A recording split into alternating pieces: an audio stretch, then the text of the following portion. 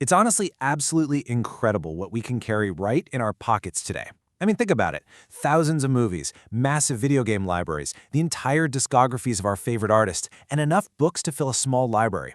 This digital era has brought us a level of convenience that would have literally sounded like science fiction just a couple of decades ago.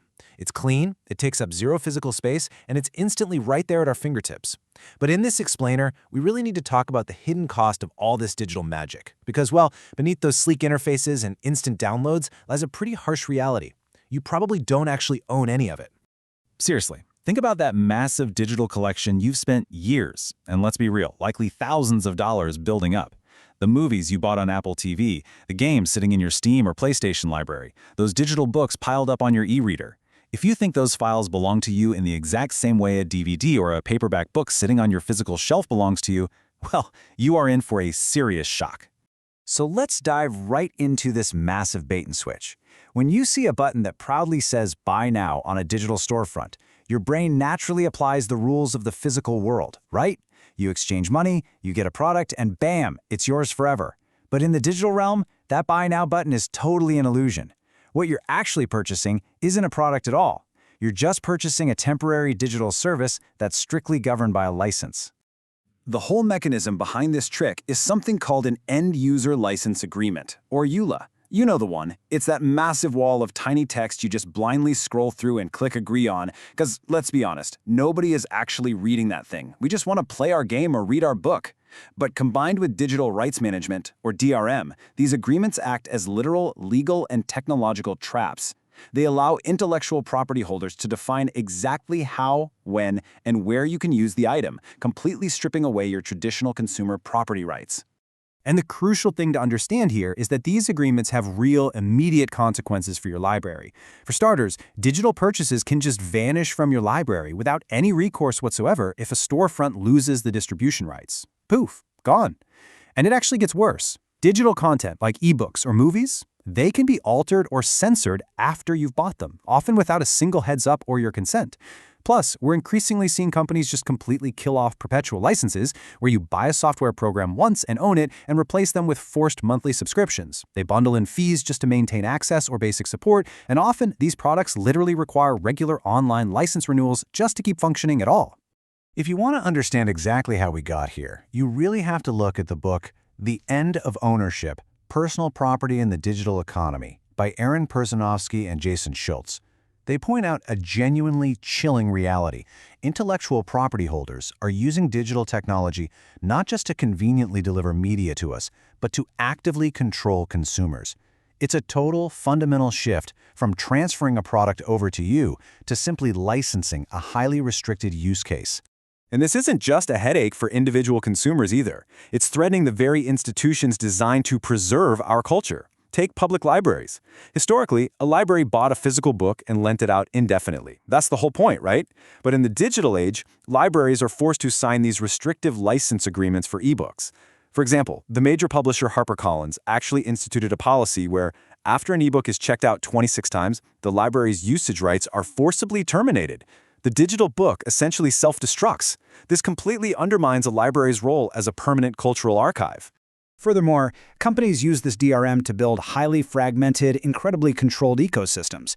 A classic example, Apple iTunes historically stipulated through its DRM that users could only play their purchased media on up to 5 authorized devices. Just 5. These are entirely artificial restrictions designed to tie the digital file strictly to specific hardware. It locks you into one company's ecosystem and makes it incredibly frustrating to just use the media you supposedly bought on your own terms. But listen, as bad as disappearing movies and self-destructing ebooks are, the stakes are getting much, much higher. Just look around your house right now. Think about your smart thermostat, your security cameras, your e-readers, your computers. We are rapidly transitioning from just ephemeral digital files into the Internet of Things, where physical hardware is inextricably bound to licensed software. And if a company decides to discontinue support or shut down a server, your expensive physical device instantly becomes a completely useless paperweight. This brings us to the absolute nightmare scenario of hardware hostage situations. In October 2023, the electric vehicle company WM Motor filed for bankruptcy reorganization. Almost immediately, owners of these vehicles started reporting that the companion software just stopped working. Bluetooth keys failed, remote car controls died, basic dashboard functions completely vanished. As one user bluntly put it online, it was a case of smart cars becoming entirely dumb cars. I mean, this is a heavy, expensive piece of physical machinery that lost its features simply because a server somewhere was switched off. We're even seeing car manufacturers pushing monthly subscriptions just to unlock built-in hardware that's already in the car, like seat warmers or autonomous driving features. It's wild. When you hear stories like that, it triggers a really specific, almost visceral frustration, doesn't it? Even though we absolutely love the convenience of streaming and downloading, there is something deeply, deeply unsettling about knowing our digital goods can just be yanked away. So why exactly does our brain intuitively reject the value of a digital license when compared to a physical object? Well, to answer that, we have to look into the psychology of ownership. A really fascinating study out of Wharton Marketing actually proves that we inherently value digital goods significantly less than physical ones.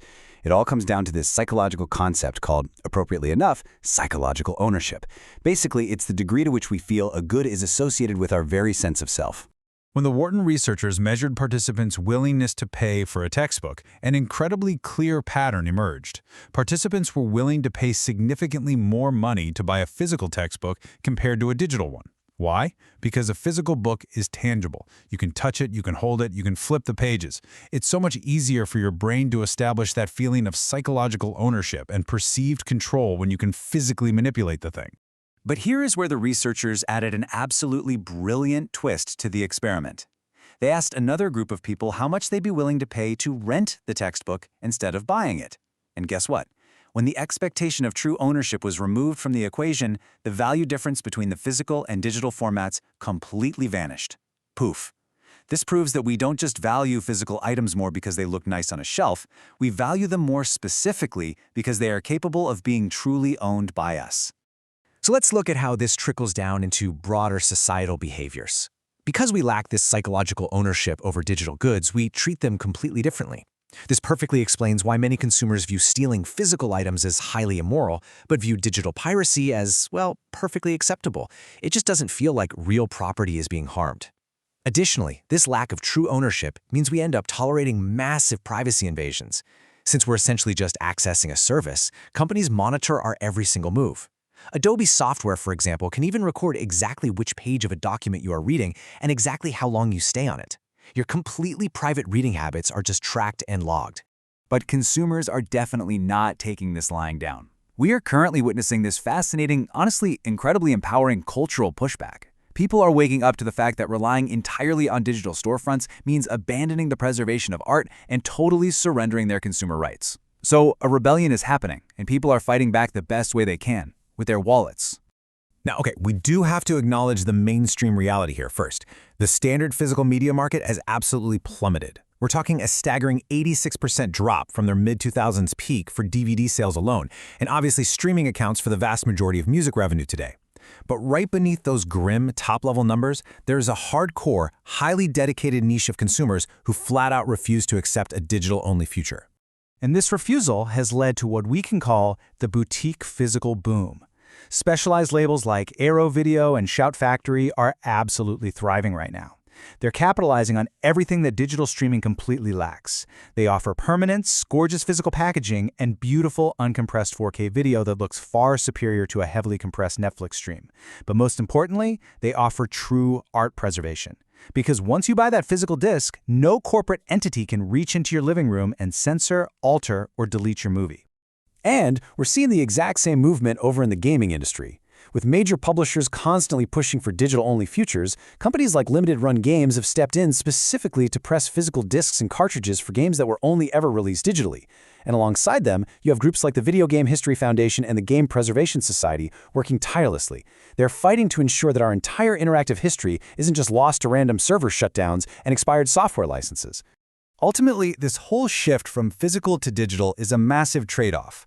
Yes, we gained unparalleled futuristic convenience, but we surrendered autonomy, permanence, and true ownership in the process. So I'll leave you to think about your own collection today. Consider all the money you've poured into digital storefronts over the last decade. What do you actually have to show for it? And perhaps more importantly, what happens to your entire digital legacy when the companies finally decide it's time to turn the servers off?